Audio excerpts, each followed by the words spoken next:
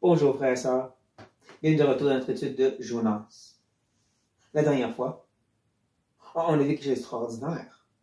Un peuple de païens, cruels et méchants, se repentant de leur mauvaise voie. Et avant qu'on puisse le demander, c'est-tu vrai? Dieu démontre que oui, il l'approuve de leur repentance. Un temps de célébration, n'est-ce pas? Mais il semble que non. Rappelez-vous, le chapitre 3 a commencé avec Jonas sur l'estrade. Sa deuxième chance, il le prend. Il va, il prêche, et là, il disparaît de l'estrade. Tout le reste de l'action s'est centré sur Ninive. Un peu dans le chapitre 1. C'est le livre de Jonas, mais en réalité, il est très peu dans le chapitre 1. On le voit courir, on le voit dormir, mais en grande partie, c'est les mariniers. C'est ces gens païens qui sont mis en avant. Et leur repentance. Et c'est la même chose au chapitre 3. Et là, le chapitre 4 arrive et Jonas revient sur l'estrade. Mais son attitude n'est pas belle. Non, ce que le narrateur va nous dévoiler de Jonas, c'est même ça depuis le début, c'est qu'est-ce qui se passe dans son cœur, pourquoi il s'est sauvé. Tout va nous être révélé et c'est pas beau. Et on pourrait se demander la question, pourquoi? Pourquoi maintenant tout ceci est dévoilé, tout ceci est exposé comme dans un film, où est-ce que tout vient de l'avant, puis on dit, oh, c'est pour ça qu'il fait comme ça, puis lui qui a fait ça depuis le début. Et encore, pourquoi? Qu'est-ce que Dieu veut nous dire à travers cette révélation sur Jonas? On va essayer de deviner ensemble. On commence très négativement en disant « Cela déplut fort à Jonas. Il fait irriter. » D'accord? C'est triste parce que le tout termine avec une tellement belle note. Dieu a décidé de se repentir, décidé de ne pas amener le mal qu'il a dit. Et tout de suite en partant, ça commence chapitre 4 avec le mal. Oui, le mot déplut, et même tellement le mot fort, c'est le même mot. Le mot pour mal.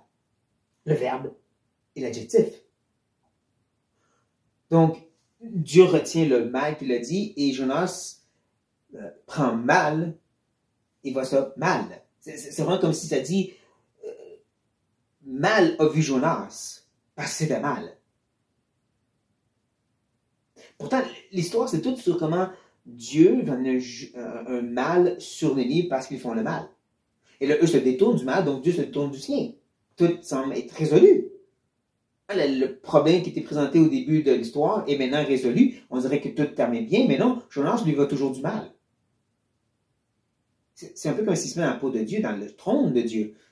Même qu'on voit le mot irrité.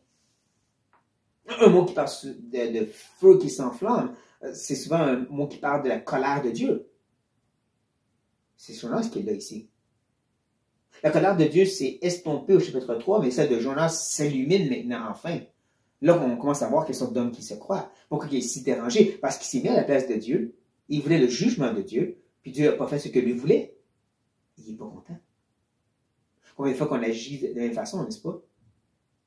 On se met à la place de Dieu. Et on voudrait que Dieu punisse eux autres de cette façon. Et qu'il maltraite eux autres de cette façon. Puis ces chrétiens-là devraient avoir leurs justes conséquences.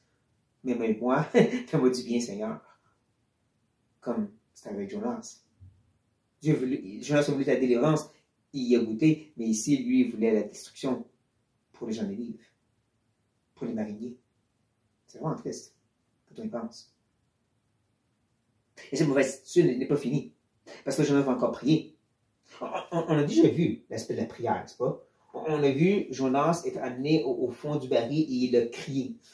Et là, on le voit dans ce sens encore amené au fond du baril, de la négativité, puis il va encore prier.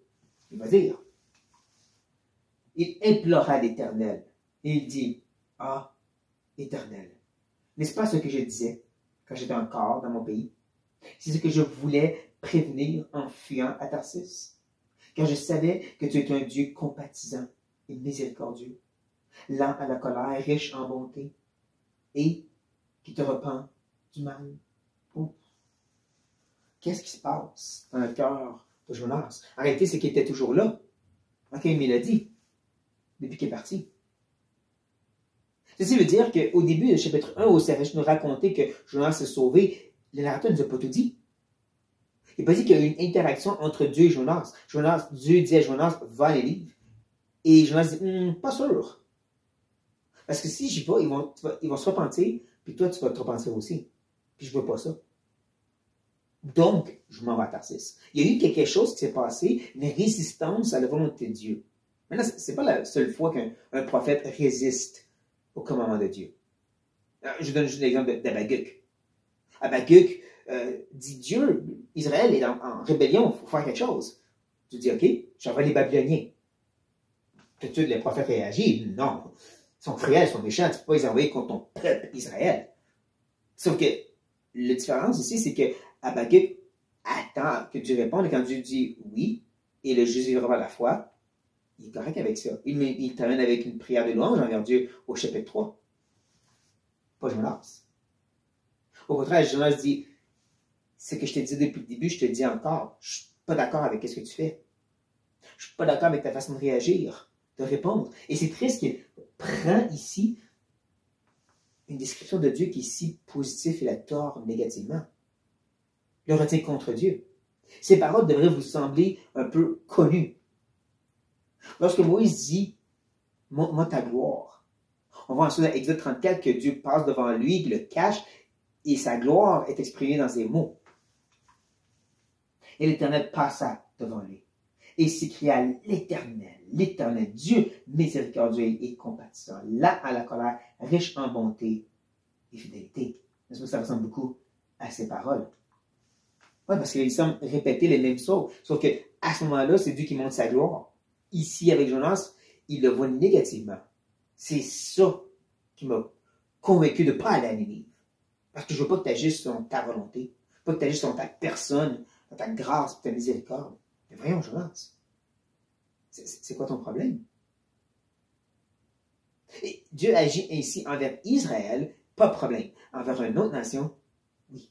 On l'a vu, j'essaie de vous montrer dans le chapitre 2, dans la prière qu'il a faite. Comment il parle de la miséricorde de Dieu que lui voulait, la délivrance que lui espérait, mais pas pour les idolâtres.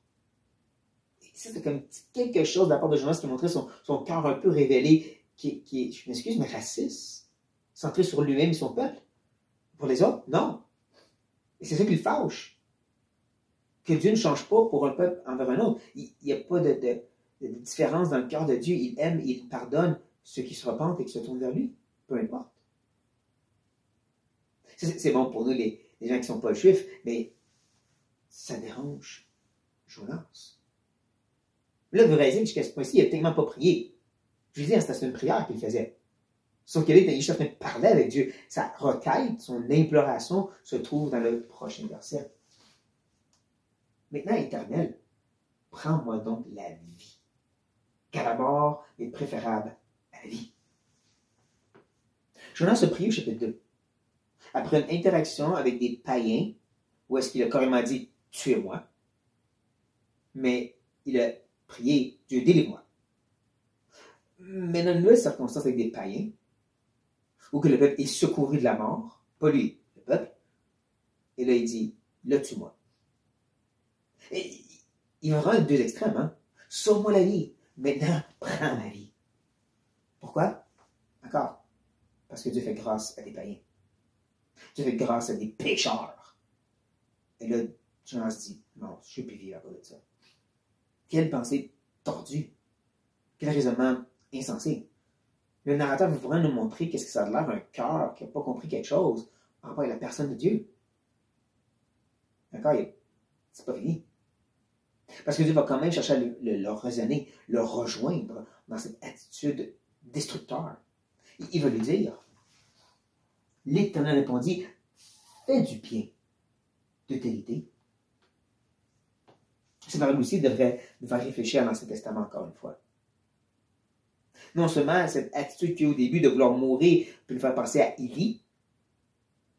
Élie qui a sûrement aussi demandé la mort. Sauf que dans le contexte où est-ce que lui avait fait une grande œuvre, le peuple semble s'être repenti, mais à la fin, il semblerait que non, ils vont toujours vouloir persévérer dans leur idolâtrie et ils veulent le tuer à cause de leur reine. Donc, il ne veut plus se battre, il veut abandonner. Il veut abandonner parce qu'il réalise que le peuple ne s'est pas repenti. Jonas veut abandonner parce que le peuple s'est réellement repenti. Et encore ici, on peut faire un lien avec Caïn.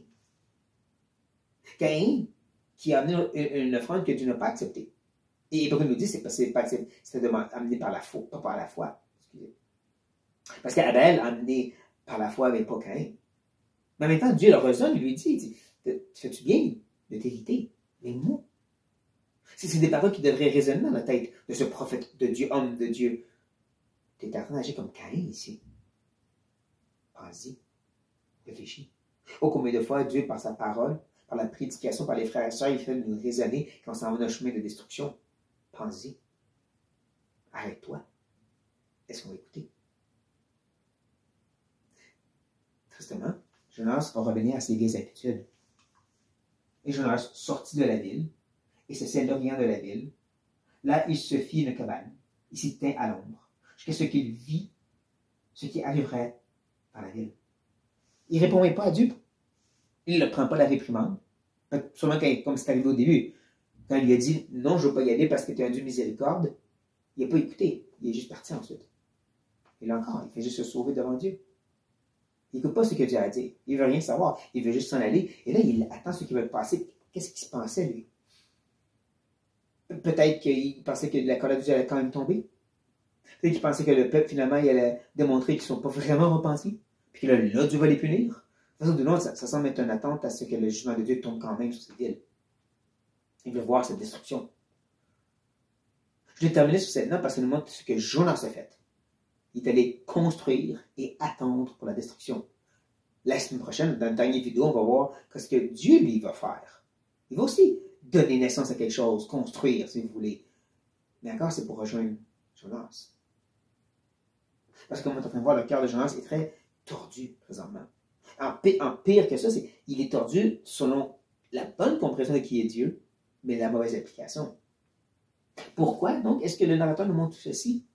Ben, si tu constates les premiers lecteurs, des Juifs qui ont goûté la grâce de Dieu encore et encore dans leur rébellion constante, mais qui ne voulaient rien savoir que cette grâce-là se va faire à d'autres autour d'eux. Nous, Dieu devrait nous pardonner. Les autres devraient les détruire. Les détruire, les rendre en poudre, les écraser. Ouais. C'est comme si Dieu est en train de dire, vous voyez que ça ressemble? Ça ne fait aucun sens. Ça ne fait aucun sens, ce raisonnement-là. Ça n'honore pas ma personne, ça. Mais pour nous, c'est la même chose.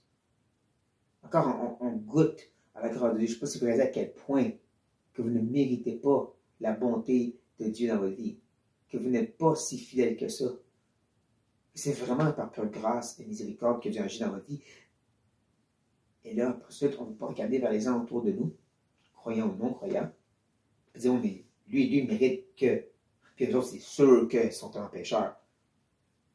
Non. La même grâce. La même miséricorde. Donc, on a tellement besoin pour exister. On devrait vouloir pour eux aussi. Et pas de voir ça comme négatif, que Dieu est tellement patient envers eux. Tellement miséricordieux envers eux. Tout en bien à quel point qu'il est envers nous. Ceci est vraiment pour supposer nous parler, le chapitre 3 jusqu'au chapitre 4, montrer la cruauté du cœur de Jonas pour dire, il ne faut pas avoir un cœur comme ça. Il faut pas avoir une attitude de cette façon-là. Il faut vraiment plus voir que la personne de Dieu nous invite à avoir la même sorte de patience, amour et grâce envers ceux qui nous entourent, chers frères et sœurs. J'espère que s'il vous parle, comme c'est supposé le faire. Que Dieu nous aide à bien saisir sa grâce et miséricorde pour nous et comment on veut pour les autres aussi. Sur cette note, soyez bénis.